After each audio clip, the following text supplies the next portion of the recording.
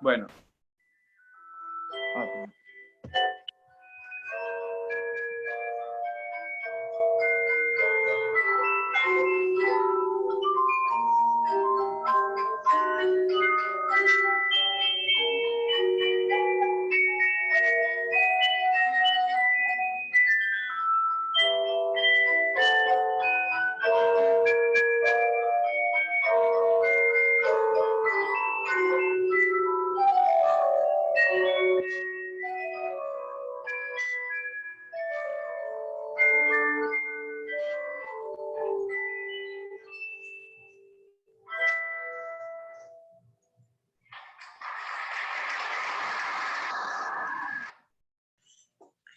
Bueno, sugiere muchas preguntas. Ahora vamos a iniciar. ¿Les parece si lo presento? Sí, claro. Bueno, hola, ¿qué tal? Muy buenas tardes a todos. Bienvenidos. La comunidad estudiantil de física en esta ocasión trae para ustedes la charla El placer de investigar, impartida por el doctor Héctor Riveros. El doctor Héctor Riveros es investigador del Instituto de Física y profesor de la Facultad de Ciencias de la UNAM. Desde 1963, miembro del Sistema Nacional de Investigadores, desde 1984, nivel 2. Obtuvo su licenciatura en 1964, maestría en 1971 y doctorado en 1973 en la UNAM. Ha realizado estancias de investigación en las universidades de Utah y Alabama. Ha sido jefe de los departamentos de metalurgia, materia condensada y energía en el Instituto de Física, UNAM y el CIMBESTAR Unidad Mérida, respectivamente. Secretario académico del Centro de Instrumentos UNAM. Jefe de laboratorios de enseñanza en la Facultad de Ciencias y la Universidad Autónoma Metropolitana en Iztapalapa. Y coordinador de la licenciatura en Física de la Facultad de Ciencias UNAM. Ha publicado 96 trabajos de investigación, 27 en memorias de congreso y 331 de divulgación y enseñanza. Ha presentado 166 trabajos en congresos, impartido 347 conferencias o seminarios, además de 122 conferencias magistrales nacionales y 64 internacionales. Sus áreas de trabajo son crecimiento de cristales, contaminación atmosférica, aplicación de la energía solar, enseñanza y divulgación. Sin más, los dejo con el doctor Héctor Riveros. Muchísimas gracias por aceptarnos y por estar aquí con nosotros. ¿Cómo cuántos oyeron la musiquita? Ahorita tenemos 24 participantes. Okay. Ellos ya oyeron la serenata esta que les puse. Porque eso sugiere muchas preguntas. Yo creo que todos hemos intentado hacer sonar una copa, pero yo jamás lo logro a la primera. Me tardo cierto tiempo en lograr que la copa suene. Pero lo más importante es cómo hicieron para afinar las copas, de manera que pudieran ver las escalas musicales. Bueno, esto era puramente como anticipo y vamos a empezar con la plática. Entonces, la puedo hacer así como está ahorita. pero entonces van a ir viendo las transparencias que siguen, lo cual me ayuda a mí a que no se me olvide. O bien prefieren que lo ponga en pantalla completa. ¿Qué opinas? Pantalla estaría mejor. ¿Pantalla completa mejor?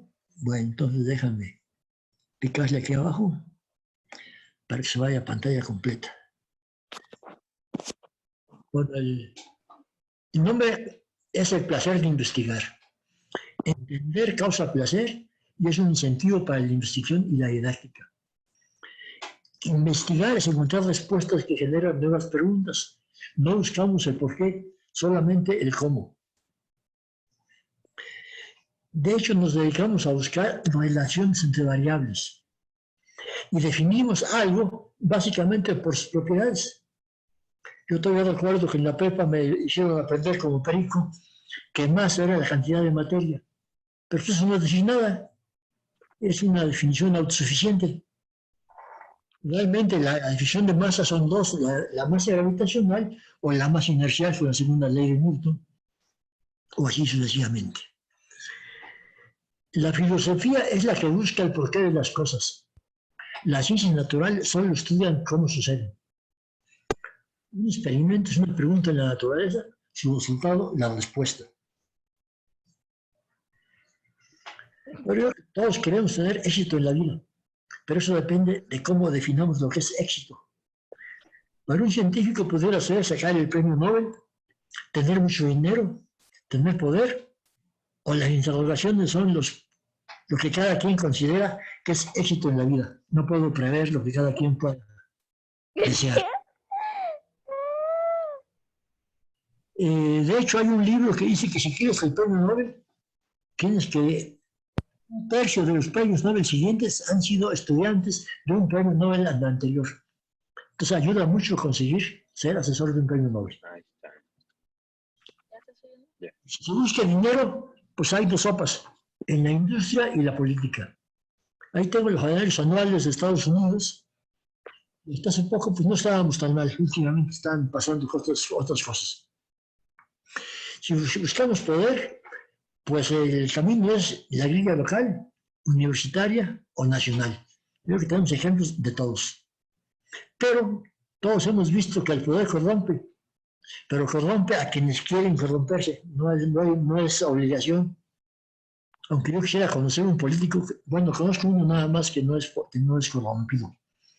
Mi mejor descubrimiento es que entender causa placer. Y eso me lleva a que pensar es un arte. Pero para poder hacer esa afirmación, tengo que ver cuál es la definición de arte. ¿Qué es arte? El diccionario de la Real Academia Española define arte como virtud, disposición y habilidad para hacer alguna cosa.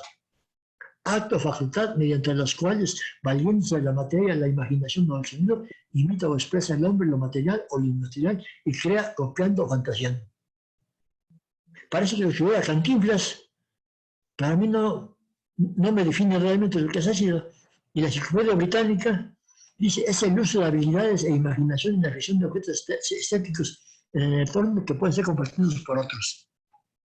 Pues ahí caben muchísimas cosas. ¿Por qué no? Para mí no son satisfactorias estas definiciones. Porque estamos diciendo las propiedades correspondientes. O sea, las características. Entonces, ¿cuáles son las características de las artes? Pues yo creo que son tres. Placer para el artista, si no, no le cultivaría su arte. Placer para el auditorio, si no se muere de hambre. Y que eso requiere inspiración en el artista. O tener las facultades adecuadas para hacerlo. Un cantante que no tenga buena voz, pues por mucha que se inspire, no va a lograr buenos resultados. Entonces, bajo ese punto de vista, ajedrez, crucigramas y ciencia causan placer. Cuando yo era joven me gustaba jugar ajedrez. Ya después lo cambié a diseñar experimentos. Requiere lo mismo, pero nadie pierde. Es una gran ventaja. Ahora, una conferencia yo creo que puede causar placer siempre y cuando logre que se entienda algo. La ciencia avanza por inspiración y la inspiración se presenta muchas veces en diferentes lugares del planeta y a veces hay un nuevo descubrimiento que tiene 2 o 3 padres casi al mismo tiempo, pero se da acredita al que lo dijo primero. Entonces, resumiendo, para mí, pensar es un arte. Entonces, me considero artista. Ahora, veamos a ver si es cierto. Si pensar es un arte, tiene consecuencias. Enseñar un arte es diferente a formar artesanos, no a darle las fijas. Investigar requiere inspiración y investigación y docencia son dos aspectos complementarios. No entiendo al investigador que no da clase y tampoco entiendo al profesor que no investiga. Yo creo que ambas cosas hacen falta para poder dar una buena clase. Entonces, investigar es un arte, causa placer y requiere inspiración.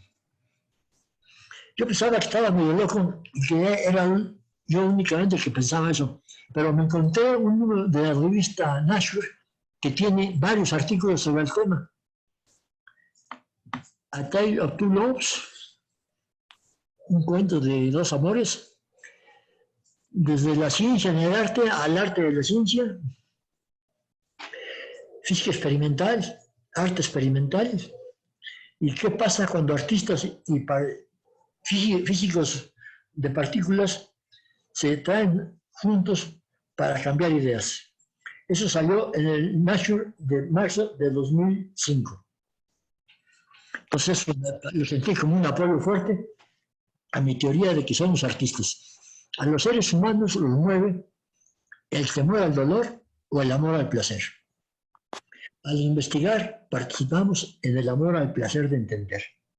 Y veamos si lo puedo demostrar.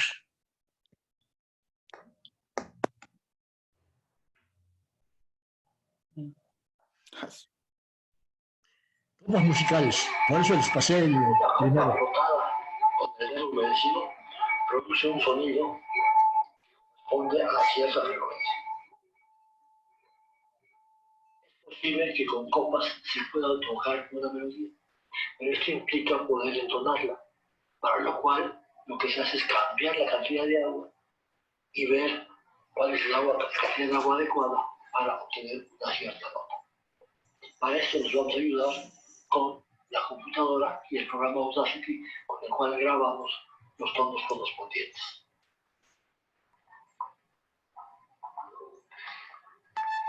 La primera grabación corresponde a la copa vacía.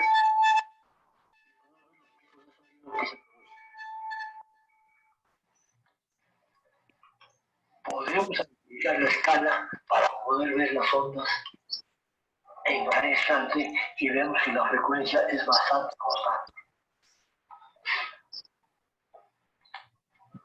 Es una sinusoidal. Marcando un intervalo de podemos pedirle De tiempos, más bien. que nos haga el análisis y dibuje el espectro correspondiente. Aquí podemos observar que el primer pico corresponde a una frecuencia de 886 Hz. Para la copa vacía. Marcando la grabación de la copa con 100 centímetros cúbicos de agua, le podemos pedir que dibuje el espectro y podemos ver que ahora la frecuencia de resonancia, la frecuencia de cambiando, cambió a 883. Aquí podemos ver cómo disminuye la frecuencia de la copa con el porciento del volumen máximo ocupado por el agua. Esto nos indica el intervalo de notas en los cuales podemos entonar a la copa correspondiente. La copa de vino es más corta que la de coñac. Es que en lugar de quitar las copas con presión, Estas las copas de coñac. golpe de una vaina, estas 5 copas se les puso la cantidad de agua adecuada para que suene el ritmo. De acuerdo a lo que dice el programa Audacity en cuanto a las frecuencias correspondientes. Estamos viendo la grabación en Audacity y ahora vamos a oír los tonos grabados.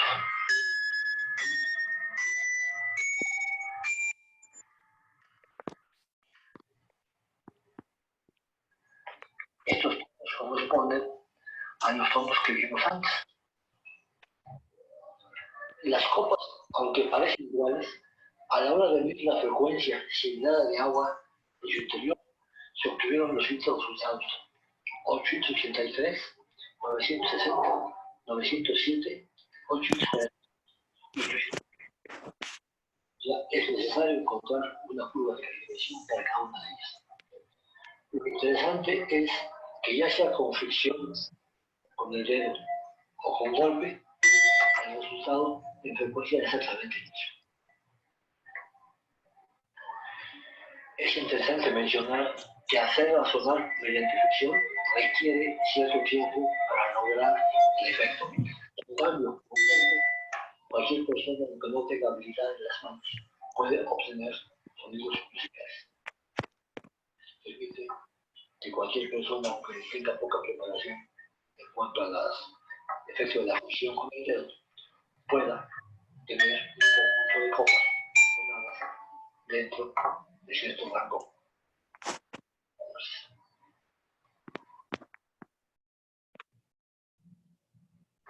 Oigamos la marcha de los santos.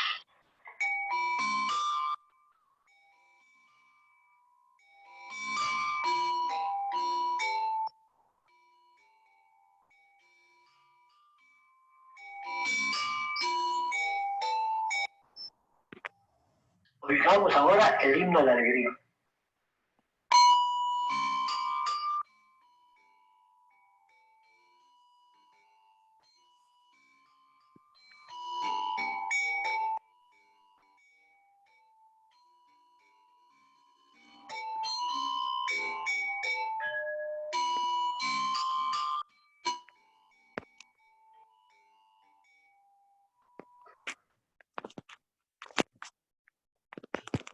Con esto es un ejemplo de una investigación chiquita, pero que pues, la investigué usando las técnicas normalitas. Lo primero fue encontrar las frecuencias asociadas a los tonos musicales. Entonces ahí tengo 3 escalas completas con las diferentes frecuencias de los tonos musicales para poder identificar y hacer una escala continua con un cierto número de valores. Aquí está la gráfica de la copa de vino y la copa de coñac con las ecuaciones ajustadas correspondientes. Ahí lo que hice fue, está normalizado respecto al volumen total de la copa. Entonces, no, en este caso están directamente los volúmenes en centímetros cúbicos. Pero si lo normalizamos, inclusive si normalizamos respecto a la frecuencia F0, entonces tanto la copa de coñac como la copa de vino, o una copa gruesa que me encontré, todas tienen la misma decaimiento con la frecuencia. Entonces realmente me basta con medir la frecuencia F0 original de la copa y esta curva me permite asociar, bajar hasta un 20% el tono de la copa, dándole la cantidad de agua necesaria de acuerdo a esta curva. Entonces ya en todas las demás copas ya es mucho más sencillo, nada más tengo que medir una vez, no tengo que sacar la misma curva para todas las copas. Bueno, este es un primer ejemplito de lo que es una investigación. Ahora voy a pasar a un problema completamente diferente. Tenemos la molécula de cloruro de sodio. Sabemos que es un ion sodio positivo y un ion cloro negativo, los cuales tienen sus masas y sus cargas eléctricas adecuadas para quedarse con una sola carga negativa. De hecho, se supone que el ion sodio le cede su electrón al cloro. Pero para que haya una molécula, necesitamos una fuerza repulsiva a corto alcance para que haya equilibrio. Si no hubiera fuerza repulsiva, los dos iones se atraerían entre sí hasta convertirse en hoyo negro, si no hubiera ninguna limitante para el tamaño. Entonces, generalmente la fuerza repulsiva que se toma es una repulsión exponencial. Fr es la fuerza repulsiva y tengo un F más menos que se refiere al coeficiente asociado a una carga positiva con una negativa, y la exponencial es R, la distancia, entre R0, el tamaño del característico de la pareja. Entonces, de hecho, tenemos 3 coeficientes F más menos, F más y F menos menos. Y la fuerza neta va a ser la fuerza de Coulomb más la fuerza repulsiva. En el caso particular del cloruro de sodio, la fuerza más menos está caracterizada por 5.3695 por 10 a la menos 6 en newtons, según un cálculo de Douglas. Ahora, si ya tenemos estas dos fuerzas, pues podemos hacer la gráfica de cómo cambia la fuerza con la distancia para la fuerza repulsiva, para la fuerza atractiva, y vemos que hay un cierto valor para el cual la fuerza se hace cero, que es la fuerza de equilibrio para 2.25 átomos, que sería el tamaño de la molécula de cloruro de sodio en el vapor. Y por lo tanto, este debe tener su propia frecuencia. Si sacamos la potencial, es un problema muy parecido, solo que ahora, en lugar del valor cero de la fuerza, buscamos el potencial cero, que va a ser el potencial de equilibrio, cuando están las dos moléculas lo más juntos que se puedan. Ahora, ¿qué podemos hacer con estos datos? Bueno, primero regresarnos, porque ya se me fue la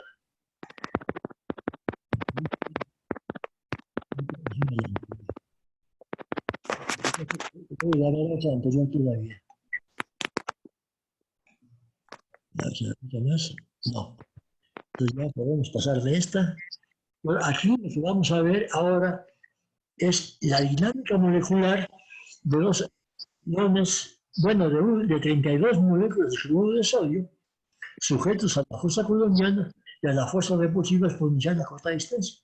Es decir, el programa tiene que calcular las 31 fuerzas de interacción y hacer la dinámica molecular. Inicialmente están muy separados, entonces la temperatura promedio de concentración cinética sale altísima, de 22.560 grados Kelvin. Y ese es el movimiento de las partículas separadas. Se ve que no hay moléculas, está moviéndose. Los sodios son los rojos y los cloros son los verdes. Continuamente es un plasma eso que está ahí. A 4.290 ya empezamos a notar la tendencia de formarse de moléculas. Ya hay parejitas dipolos,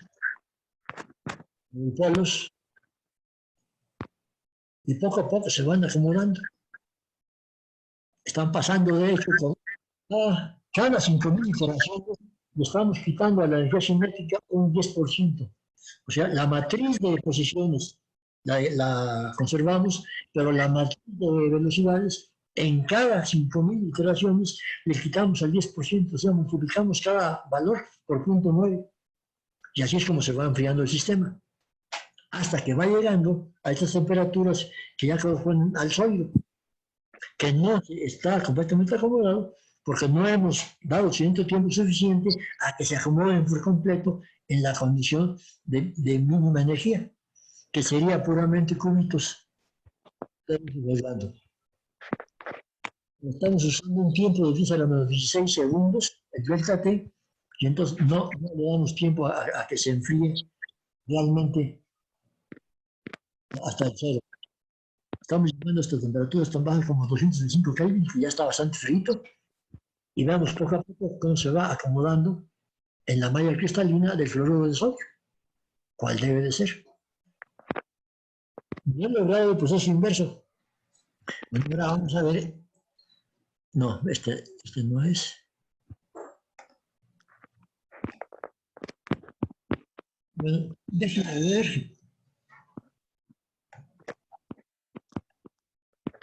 Aquí.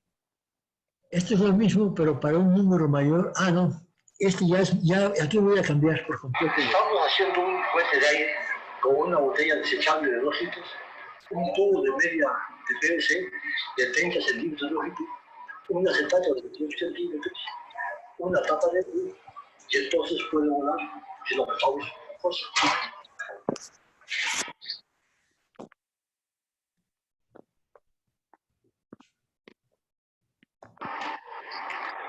Faltaba todavía.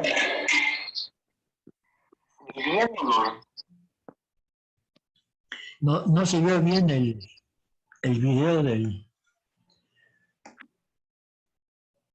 Déjenme ver si lo puedo adelantar un poquito. O sea, me faltan las... Estamos haciendo un cohete de aire con una botella desechable de 2 litros, un tubo de media de PVC de 30 centímetros de longitud, un acetato de 28 centímetros, una tapa de frío, y entonces puede volar si lo apretamos con fuerza.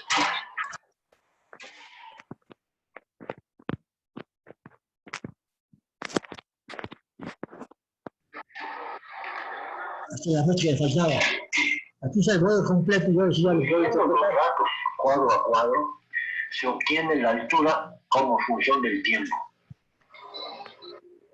Altura en metros contra tiempo en segundos se obtiene una aceleración equivalente de 8.58 metros sobre segundo, aunque esto no corresponde a una fuerza de fricción proporcional al cuadrado de la velocidad. Este es un coeficiente de no ser un medio de G.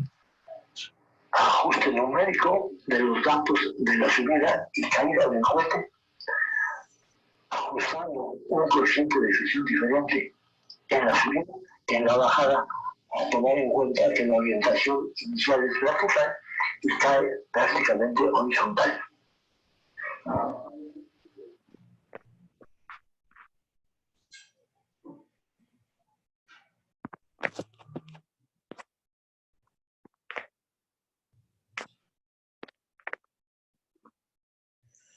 O sea, el cohete sale antes que acabe de apretar la botella. Por ser 420 cuadros por segundo, no tiene sonido del video.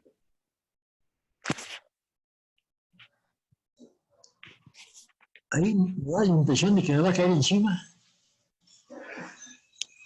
Porque salió demasiado vertical. Casi nunca pasa eso.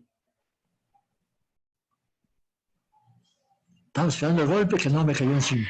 Los primeros 5 puntos corresponden al movimiento dentro del tubo PVC con presión variable. Las piernas se siguen comprimiendo. Nada más apreté un tercio de la botella para 5 puntos. Salió antes. Dato de los 7 primeros puntos cuando está todavía dentro del tubo de PVC. Esto da una aceleración de 460 metros sobre segundo al cuadrado promedio durante este intervalo. Y entonces voy a calcular la velocidad de salida. Altura contra tiempo en centímetros durante la caída.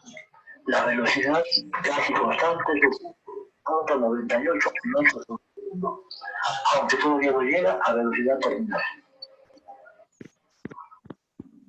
El numérico de la trayectoria completa. Podemos simular tanto la salida como la caída. Con esta lista, el cohete sube y baja verticalmente.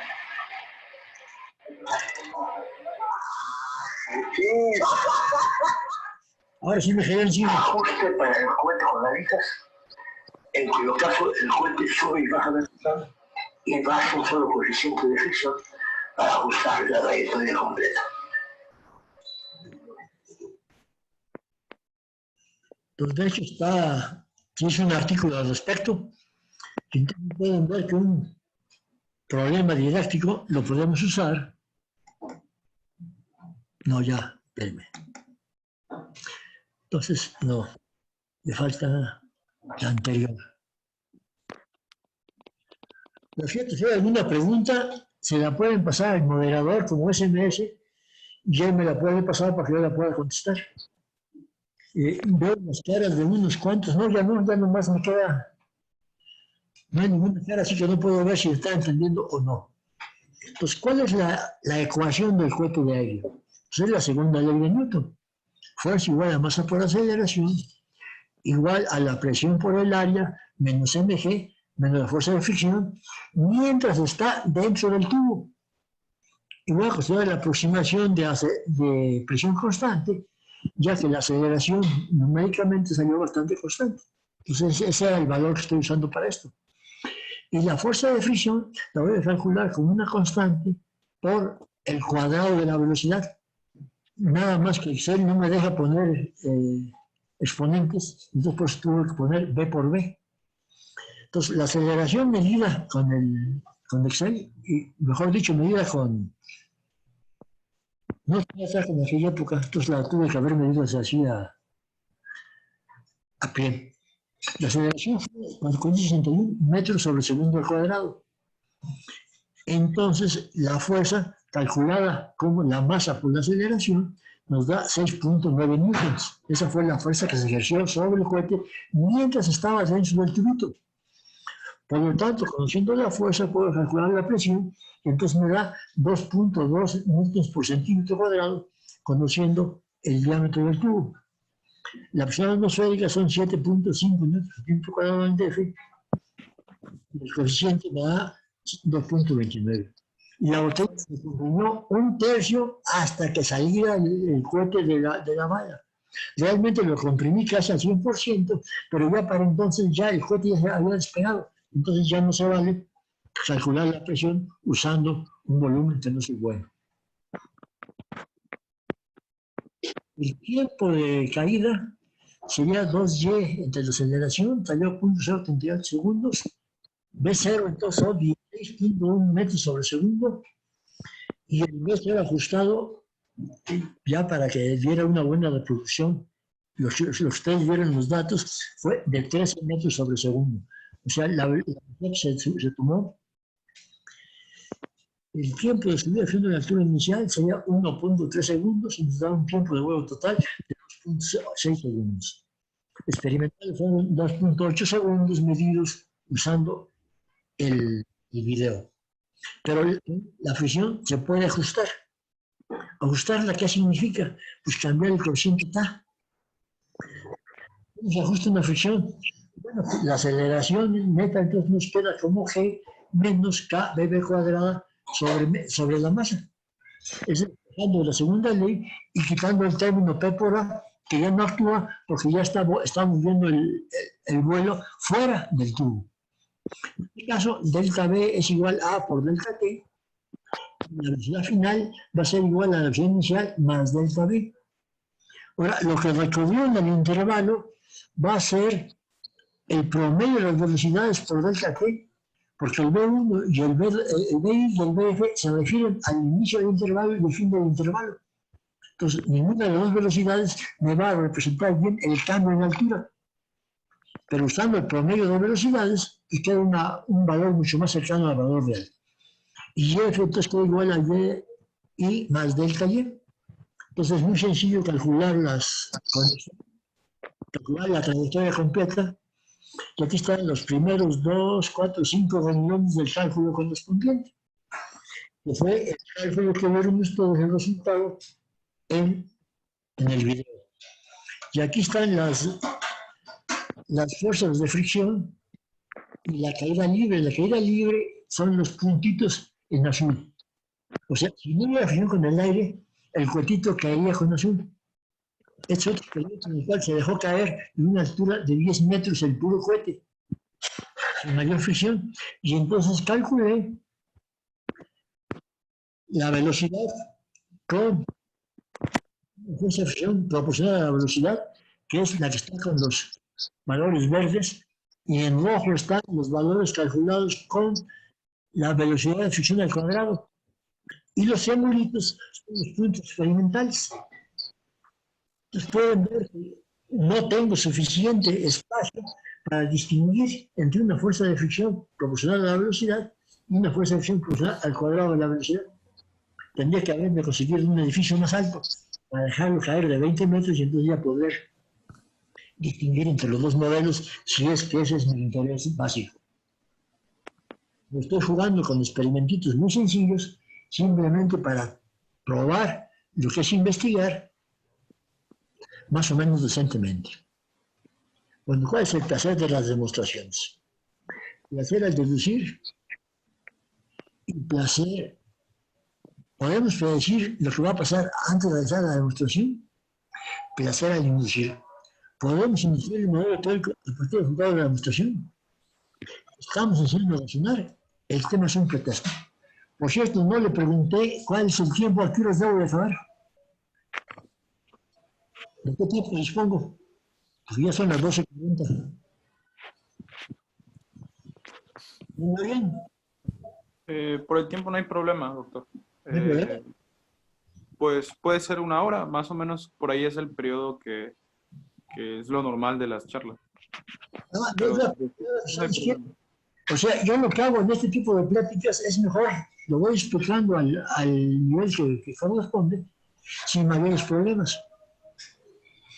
Por ejemplo, hay demostraciones de un tubo girando, pero se hace con un tubo de esos que usan para empotrar los electricistas en las paredes, los cables. Es un tubo corrugado, que lo venden como en 3, 4 pesos por metro en las palerías que venden material eléctrico. Entonces, si ese tubo lo hacemos girar así por encima, no tengo aquí ninguno a la mano, están todos encerrados en CU, produce un sonido. Y el tono se hace más agudo al aumentar la velocidad de giro. Y el cambio de tono no es gradual, es alto.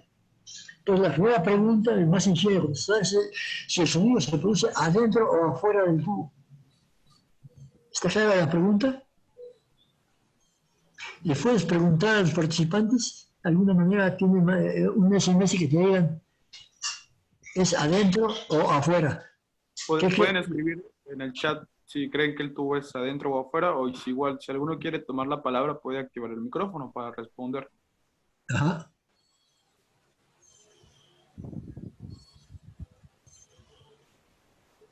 En mi caso, yo creo que el sonido se produce afuera del tubo. ¿Afuera del tubo? Bueno, eso depende de cómo estés pensando que sucede el efecto.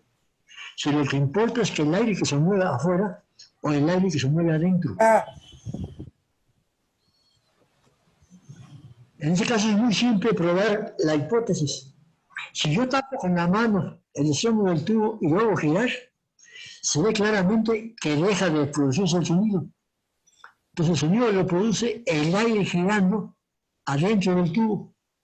Ahora, la pregunta para un físico es ¿por qué se va a mover el aire que está adentro? Pues por una razón muy simple, por la segunda ley de Newton. En el momento que hacemos girar el tubo, las moléculas de aire que están en el extremo del tubo, para poderse mover junto con el tubo, tendría que haber una fuerza centrípeta que las jalara hacia adentro y las mantuviera en su posición. Pero esa fuerza centrípeta no existe. Pero las diferentes moléculas se jalan con diferentes fuerzas centrípetas y entonces todo el aire del flujo está fluyendo. Y ese aire fluyendo dentro del tubo, rebotando en las paredes ranuradas, en las paredes corrugadas, las que producen el sonido. ¿Está clara la explicación? De hecho, hay varios artículos sobre el tema y entonces se encuentra, yo pensaba que la frecuencia estaría dada por la velocidad del flujo y el tamaño del corrugado, pero no, es más complejo que eso. De hecho, es como 3 o 4 veces la frecuencia básica. Tiene que haber flujo turbulento para que se produzca el sonido. Si el flujo no es turbulento, no hay tal sonido. Tiene artículos, me parece que generalmente hay artículos al respecto para allá, si se quiere tener más información. La lata cilíndrica es una lata de esas de leche clavel que había antes, no, leche nido creo, que había unas latas de leche de 3 litros. Es una lata cilíndrica con membrana en un extremo y agujero circular en el otro extremo. O sea, en el otro extremo, con un sacabocado, se hizo un agujero circular como de unos 2 centímetros de diámetro. Y en el lado... ¿Cómo? ¿Alguien me pregunta? No entendí el comentario. Creo que alguien dejó prendido su micrófono. Mucha gente, okay. Bueno, entonces, en el extremo abierto lo que pongo es una membrana, o sea, un huevo grandote cortado o un pedazo de guante recortado, que con un aro de alambre lo puedo ajustar a que quede tenso sobre la boca. Entonces, si le pego a esa membrana, entonces se observa un pulso de aire que es capaz de apagar una vela a distancias de 3, 4, 5 metros, dependiendo de la puntería de quien está haciendo el experimento. Marcando con humo, se observa el pulso en forma de dona, perdiendo velocidad por fricción con el aire. O sea, sale el pulso, la dona sale rápida y poco a poco se va frenando con el aire y ya que llega al extremo es cuando ya se puede dispersar. El momento angular de las moléculas que va formando la dona las impide que se separen. Y entonces toda la onda se comporta como si fuera un cuerpo rígido, un cuerpo rígido, pero no es rígido porque está girando sobre sí mismo, está haciendo así circulitos dentro. Entonces aquí la pregunta para una estudiante de secundario preparatorio es: ¿qué viaja más rápido, el pulso o el sonido? Y la respuesta es que el sonido viaja más rápido porque todo el mundo puede ver cómo se apaga la vela antes. El sonido les llega antes que la vela se apague. Lo hice fui con Jorge Muñiz a unos experimentos que hacían en la televisión. Y entonces lo que hice fue poner un proyector de transparencias con la imagen de una muchacha que era una de las participantes en el programa, y haciendo girar una cuerda como 1 metro de distancia, se pudo ver la imagen de la muchacha como si estuviera haciéndose sobre una pantalla. Entonces la pregunta es: ¿cómo se logra esto? ¿Por qué se logra esto? Esta es la muchacha, pues si la querían ver. Preferí un fondo oscuro para que no resaltara en el aire y se viera como un fantasmita en el aire. Bueno, esto es simplemente reproducir en el aire lo que hace la televisión en la pantalla. La cuerda, ¿qué es lo que va a hacer? Va a reflejar la imagen de una línea de la imagen completa. Pero como se está moviendo en el aire, entonces la persistencia del ojo de 1/18 de segundo hace que la imagen la veamos completa, aunque nunca vimos más que un pedacito, una rayita. Pero la persistencia nos ayuda a verla completa. Aquí el truco está en que hay que enfocar el proyector de transparencias a 1 metro de distancia, que es donde vamos a pasar la cuerda para que ahí se forme la imagen. Entonces, de alguna manera tenemos que tapar la imagen formada a larga distancia, pues se va a ver toda borrosa y toda chueca. Bueno, con magnetismo. Imán levitado. ¿Podemos levitar un imán? Bueno, el magnetismo primero se divide en 2 tipos de imanes: los imanes duros y los blandos. Y los materiales ferromagnéticos son aquellos que, puestos en un campo magnético, se magnetizan con un magnetismo muy superior al original. Pero de hecho, todas las moléculas son magnéticas, excepto que hay 3 tipos de magnetismo: el ferromagnetismo, el paramagnetismo, que son moléculas magnéticas que se apuntan en la dirección del campo magnético externo, o sea, tienen un momento magnético permanente, y diamagnetismo, que son las moléculas que no tienen momento dipolar, magnético molecular, pero el campo magnético inducido en un sentido es contrario al campo magnético externo. O sea, el diamagnetismo es más fácil de entender pensando en un átomo que tiene 2 electrones en su capa más externa. Pues si está en el mismo nivel, lo que va a tener 2 electrones, uno girando en un sentido y otro girando en sentido contrario. Pero el momento dipolar de ambos electrones se cancela el uno con el otro. Entonces esa molécula es una molécula diamagnética. Las moléculas paramagnéticas son aquellas que tienen un solo electrón y con eso basta para hacerlas paramagnéticas, porque a fuerza tienen un momento dipolar del electrón más externo girando con su mínima velocidad. Y entonces las moléculas que tienen electrones no libres, porque no esos serían los que conducen la electricidad, sino electrones ligados, pero uno solo en la última capa, de manera que tengan un momento dipolar. Entonces, la molécula diamagnética que tiene 2 electrones girando, colocada en un campo magnético externo, la frecuencia de giro va a cambiar, porque la fuerza centrípeta la va a ser modificada por la fuerza magnética inducida por el campo magnético externo. Y en ese caso se desdoblan los niveles. Y entonces notaríamos los 2 niveles energéticos, y externamente lo notamos en que la molécula se orienta en un sentido tal que el campo magnético externo producido es contrario al campo magnético externo. Una sustancia diamagnética muy conocida es el grafito. Entonces, después de este prólogo, ya puedo preguntar si podemos levitar un imán. Bueno, todos sabemos que en general no se puede. El levitrón lo hace, pero a base de tener un imán girando con tal velocidad angular que su momento angular le impide girar bajo la fuerza del campo magnético y simplemente trata de cambiar su momento dipolar girando, pero mantiene estable su posición. La fuerza magnética externa grande, que es el que causa la repulsión, lo mantiene en su lugar. La diferencia es que no se puede girar, no se puede dar vuelta. Como está girando, este movimiento de dar la vuelta no lo puede hacer. Y eso es lo que le da tiempos de vida del levitrón de 3-4 minutos. Bueno, entonces a la pregunta, ¿podemos levitar un imán? Se vale si recordamos que tenemos, si tuviéramos grafito.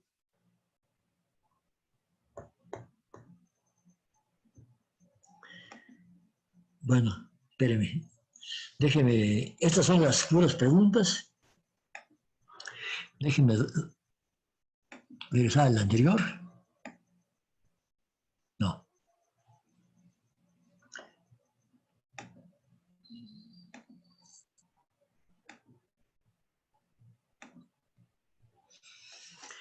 Hay unas figuras que conocí en Chile de que están dentro de un pedazo de vidrio, hacen una figurita que parece hecha con bolitas, y la primera vez que la vi estaba dando un curso en Chile a unos profesores chilenos y el vendedor me aseguraba que era un pedazo de cuarzo, pero me lo vendía en 50 pesos.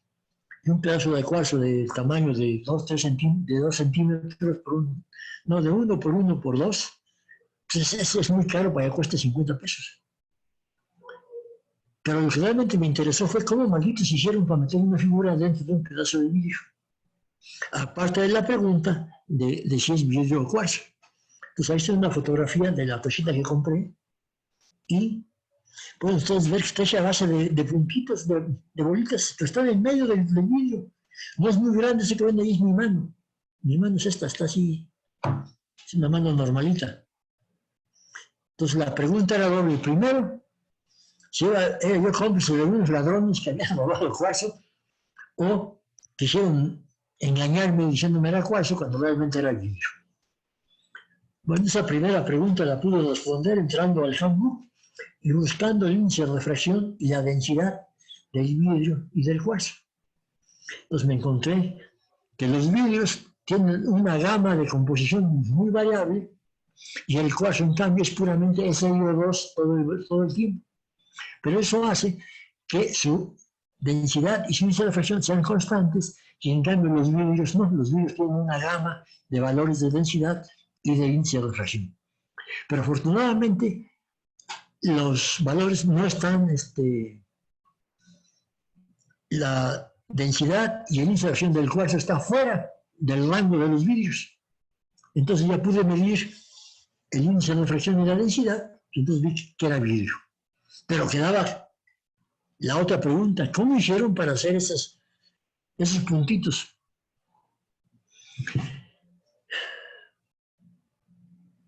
La pregunta llegó, la pude contestar hasta que regresé a México.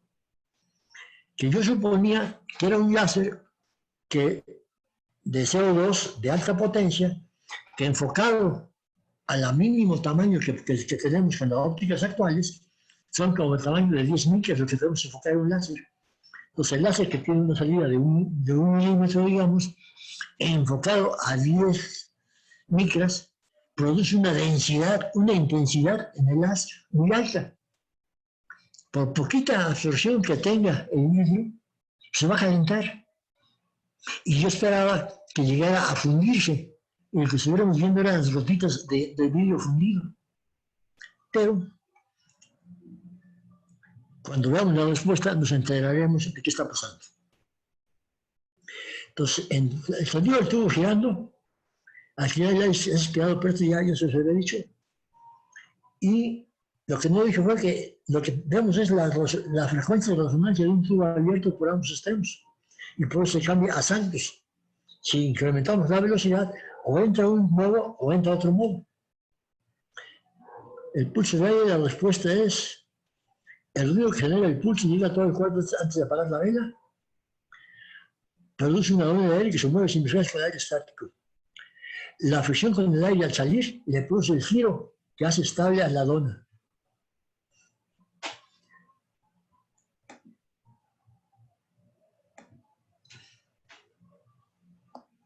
¿Esto ya se lo había platicado?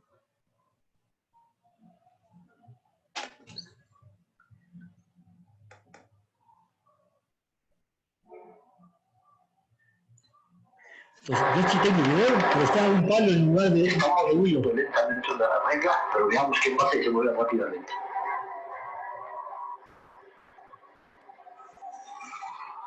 Esas zonas rojas, esas zonas que se ven, son efectos de filmarlo con el video. Sin la cámara, la imagen se ve perfecta sin ninguna variación. O sea, en vivo es mucho más bonito que grabado. No, espérenme. Aquí está lo del imán levitado. El truco está en que arriba aquí en la parte alta, hay otro imán grandote que se mueve como un tornillo, entonces lo ajusta uno a que este imán que está aquí en medio, este imán de aquí está flotando, como podemos ver en este video. ¿Ven cómo flota? Porque lo que pasa es que si se acerca al grafito de arriba, es diamagnético y lo repele. Si se acerca al grafito de abajo, es diamagnético y lo repele también.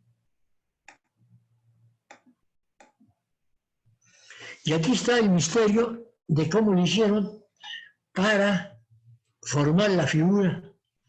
Entonces, en el taller de microscopía le tomaron fotografías a la figurita y ahí es lo que se ve cuando se ve de frente la imagen. Entonces, cada puntito en realidad son 3 fracturas de que se produjeron en el vidrio al calentarse. El coeficiente de dilatación del vidrio es cambio con la temperatura y el vidrio caliente se dilata. Pero no llega a fundirse, simplemente se forma. En cada puntito se forman 3 patrones y visto de lado, se ve que el calor entró del lado izquierdo y salió de frente hacia la pantalla. Es decir, es bastante unidimensional. Bueno, el flujo de entrada es muy unidimensional y sale en 2 dimensiones en forma de larito para todos lados. Bueno, son 12:58. ¿Quieren un par de minutos para preguntas?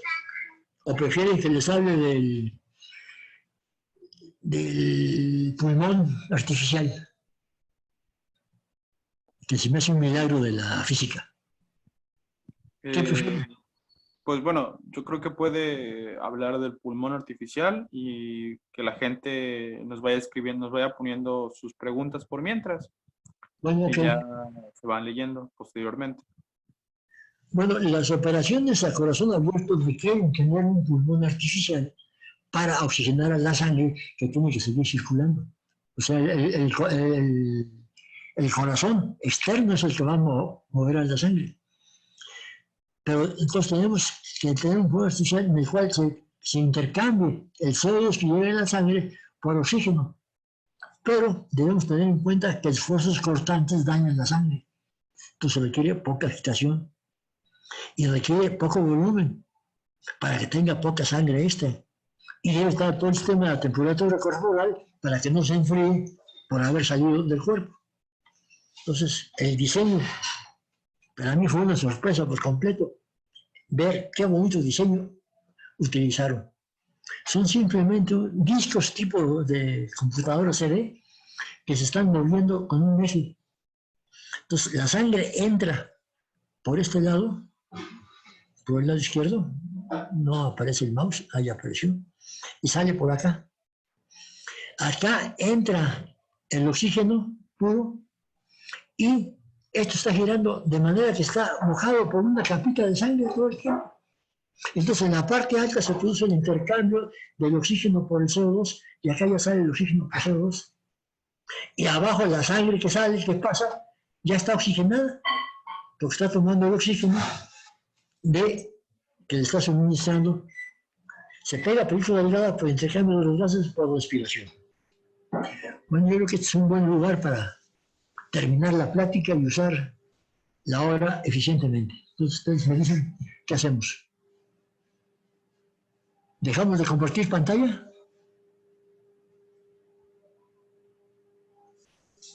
Sí, creo que sería buena idea para las preguntas. Ok, pues ya dejé de compartir pantalla. Vamos a esperar a ver si nos hacen preguntas. Ajá. Y ahorita las voy leyendo. Bueno, lo primero y más importante es si les casó para hacer en algún momento entender algo. A eso de chile dulce de manteca, esperando que cada quien encuentre algo al menos que sí les cause placer. Demostrando mi teoría de que el placer, de que entender causa placer, y a todo el mundo nos gusta el placer. Yo estoy de acuerdo en cuanto a eso, y personalmente, al menos durante la carrera de física, sí me he encontrado placer varias veces cuando descubro cómo funciona algo, cuando lo entiendo. Algo que le tomó mucho tiempo entender, y que se tarda una semana, un mes es cuando se siente placer de veras. Chini, ¿cómo es que no entendí esto antes? Bueno, aquí tenemos una pregunta de parte de Anayeli Ramírez. Ajá. En cursos de matemáticas, ¿cómo podemos motivar a los estudiantes a interesarse por el contenido? No entendí la pregunta. ¿En matemáticas?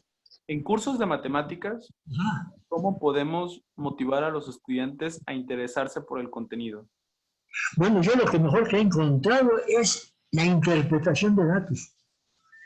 O sea, interpretar datos físicos en matemáticas es casi imposible. Y por eso uso mucho Excel. Excel tiene la bella ventaja de que puede hacer que los estudiantes integren o deriven sin que se den cuenta. Ellos piensan que no están sumando o restando. El área bajo una curva lo puedo hacer con una suma de los pedacitos. Y la derivada la puedo hacer como la diferencia entre dos puntitos de pedacitos consecutivos. Entonces tengo muy bonitos ejemplos del uso con Excel. Uno que me gusta mucho es dibujar el campo magnético terrestre de un imán, el campo magnético de un imán colocado en el campo magnético terrestre. El campo del imán lo aproximamos con mucha precisión por la ecuación del dipolo puntual. Y la ecuación del dipolo puntual la podemos escribir en coordenadas cartesianas. En coordenadas cartesianas, el campo magnético terrestre es una constante, ya sea en el eje X, en el eje Y, o en el ángulo inclinado si lo pusimos el imán inclinado. Pero entonces podemos calcular las líneas de fuerza con Excel usando el valor calculado. El valor calculado me da el campo magnético del imán en esa dirección, digamos. Entonces, ¿qué es lo que necesito para seguir la línea de fuerza? Que la componente EX y la componente EY sean paralelas a delta X y delta Y. Es decir, X entre EY va a ser lo mismo que delta X entre delta Y. Entonces ahí ya puedo hacer crecer mi campo, sabiendo el campo inicial, me cambio un delta X y un delta Y calculado de esa manera, y el nuevo punto le aplico lo mismo. Entonces sale bien bonita la figura del campo. Y al mismo tiempo puedo medir inclusive el momento dipolar, sin miedo a lo largo del eje. A lo largo del eje el momento dipolar, el campo magnético debe de caer como una entrada cúbica. Y le cae perfectito con una entrada cúbica, inclusive midiendo con un teléfono celular. El teléfono celular tiene dos aplicaciones, una que se llama Tesla Meter y otra que se llama, déjenme ver, aquí las tengo.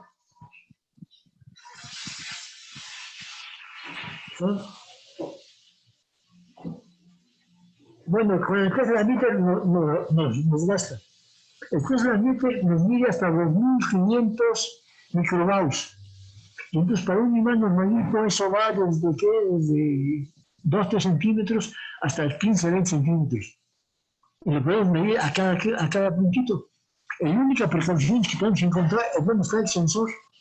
El Tesla Meter tiene 3 sensores de efecto Gauss, uno para cada componente, X, Y y Z. Entonces, los 3 sensores deben estar separados uno del otro.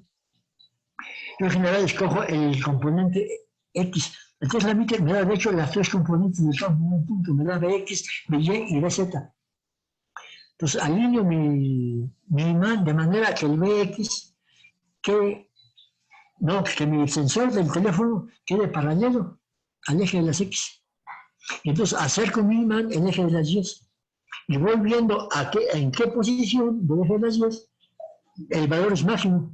Pues ahí me está aclarando la distancia dentro del teléfono del sensor. Pero aún me va a quedar una interrogante que es dentro del sensor, en dónde se encuentra el sensor. Pues las distancias que puedo medir son las distancias del borde del teléfono en adelante. Pero me va a faltar una cierta cantidad constante hasta donde está el sensor. Entonces, a la hora que yo grafico mis datos, lo que hago es poner un factor A, digamos, le pongo cierto valor, y ese factor se lo voy a sumar a cada una de mis instancias. Cuando mis datos se conviertan en una unidad cúbica, son una línea recta, esa es la A, y ya medí dónde está el sensor. Y al mismo tiempo medí el momento bipolar. Está clara la elegancia del método. Ya los teléfonos celulares todo el mundo tiene. Yo creo que se llama Gauss Meter el otro. ¿Alguna otra pregunta?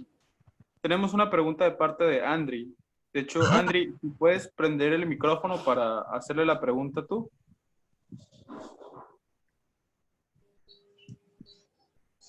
Ahí en el botoncito al lado de la cámara para que tú la hagas. Vamos a ver si la hace. Bueno, si no, yo la voy a leer. Ya la dijo, mira, pues sí, tú leerla. Nos dice, hola, soy Andri y tengo 10 años. ¿Por qué el cohete sale impulsado cuando hacemos presión en la botella? Porque en el momento que yo deformo la botella, incremento la presión interna. En una botella el producto P por V es una constante. Si yo cambio el volumen a lo bestia, la presión crece a lo bestia. Y de hecho lo puedes ver si aprietas la botella y pones la boca de la botella hacia ti. Vas a sentir en tu cara cómo sopla, con mucha fuerza. Bueno, esa fuerza es la que impulsa al cohete del acetato. ¿Andrés, quedó clara la respuesta? Gracias. Nada más me da gusto que te interese la física. Que empieces de chiquito. Que lleves ventaja a los demás. Sale, nos vemos. ¿Alguna otra pregunta? Bueno, de momento creo que no hay ninguna otra pregunta. Vamos a ver si nos hacen otra. Vamos a esperar un poco. Bueno, de hecho, este tema dura como 2 horas, de hecho. Entonces todavía quedaron muchísimos más ejemplos del mismo tipo. Pero no tiene caso que los vean si esta conferencia no les causó placer, entonces no se está cumpliendo el requerimiento que yo pongo.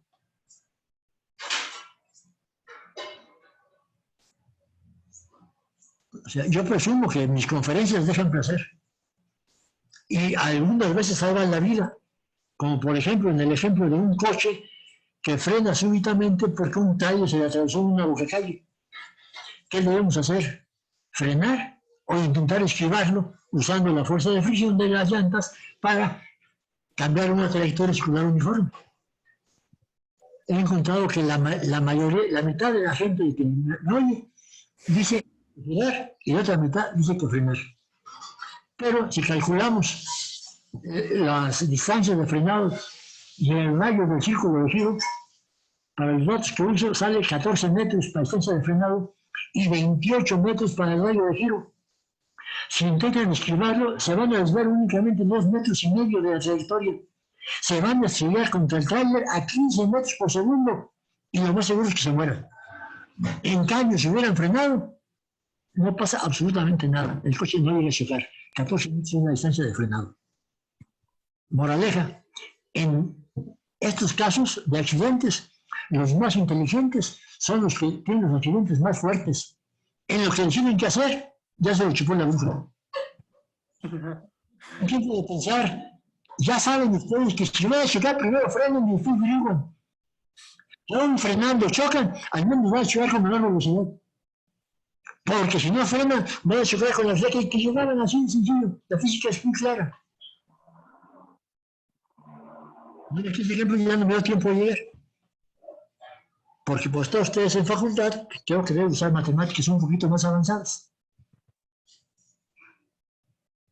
¿Estamos claros? Sí. Pues bueno, doctor, ya no tenemos más preguntas.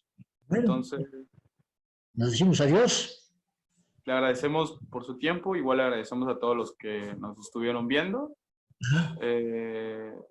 Muchísimas gracias de parte de la comunidad estudiantil de física. ¿Cuál fue el máximo, por cierto? Me dio curiosidad. La que me causó ruido fue la de la botella al girar, el ruido. ¿Cómo era? No.